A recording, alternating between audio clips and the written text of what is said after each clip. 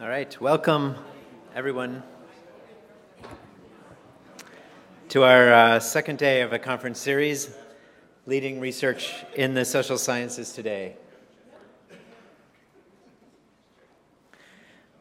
I'm Joe Dumit, Professor of Anthropology and Science Technology Studies and Director of the Institute for Social Sciences, and it's my pleasure to give the opening remarks this morning. In a moment, I'll talk about today's conference topics and what we do at the Institute.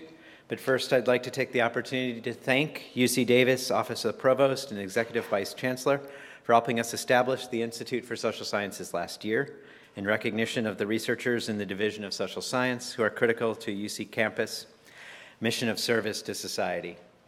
And I want to thank our conference co-sponsors, the Robert Mondavi Institute for Wine and Food Science, the Davis Humanities Institute, and the Center for Regional Change. And I'd also like to thank Dean Ron Mangan for supporting the Institute from its founding and its continuing growth and contribution to UC Davis.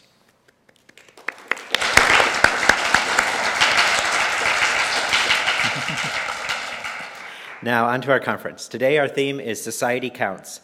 The talks and discussions will focus on big data, communication between politicians and the public, technology and culture, and flipped classroom. We'll explore and share our different approaches to research, to interdisciplinary collaboration, and to pedagogy, but also to the ways in which our disciplines are reinventing themselves with new forms of evidence, new scales of data, new forms of citation and sharing, new computational capacities.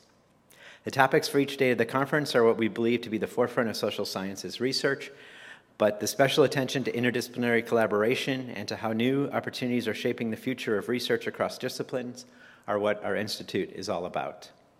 The Institute's a necessary resource on campus, in part because interdisciplinarity work is so challenging. Consider how different the conditions are for a typical humanist and typical scientist, both of which can be part of the social sciences. It may mean the difference between working alone versus working in a laboratory, producing a single monograph over a number of years versus producing tens of multi-authored articles in 1 year, and these are just the most obvious differences. In computer science, for example, prestige is measured almost exclusively through papers accepted to highly competitive conferences. Radically different evaluation processes like these make collaborating across disciplines, even within the same university, that much more difficult.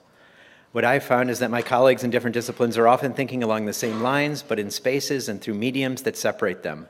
This virtually ensures that researchers will share knowledge, but not work together to produce it.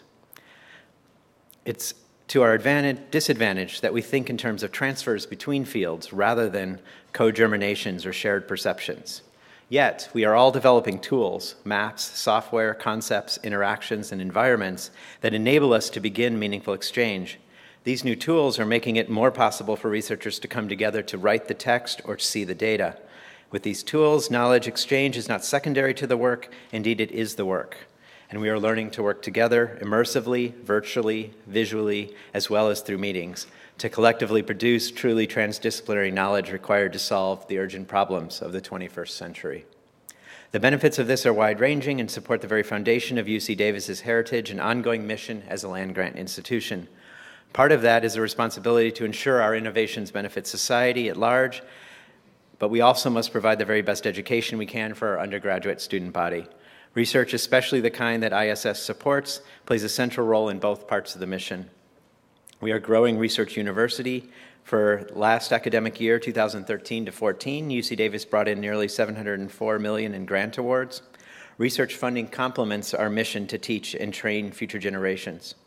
Undergraduates benefit from classes taught by faculty who are at the leading edge of their fields and who can provide their students an education that's responsive to today's workforce needs. And this way, UC Davis education can be life-changing, but no more so than for the 43% of our undergraduates last year who were designated low income by the federal government. UC Davis granted support of one kind or another to 67% of last year's freshman class, and over 60% received need-based grants or scholarships. We make sure that the education they receive continues to be of high quality so that they can compete in today's economy. To this end, the Institute for Social Sciences is also collaborating with the Data Sciences Institute and the Division of Social Science to launch a new undergraduate program in data studies.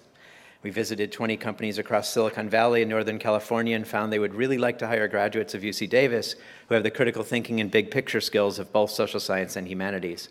But they also need these graduates to understand their number one problem, data. So we've put together a series of classes to provide a bridge between the liberal arts major and the business world. Our slogan, in the words of UC Davis alumnus Tim McCarthy, is have a liberal arts major that you love and get a good job. We are in the process of selecting our first cohort of students now. And it's precisely to the excitement and big challenges of data that I would like to welcome our first panel to address big data. I'd like to welcome our moderator for the first panel, Brad Jones, Professor of Political Science, to the podium.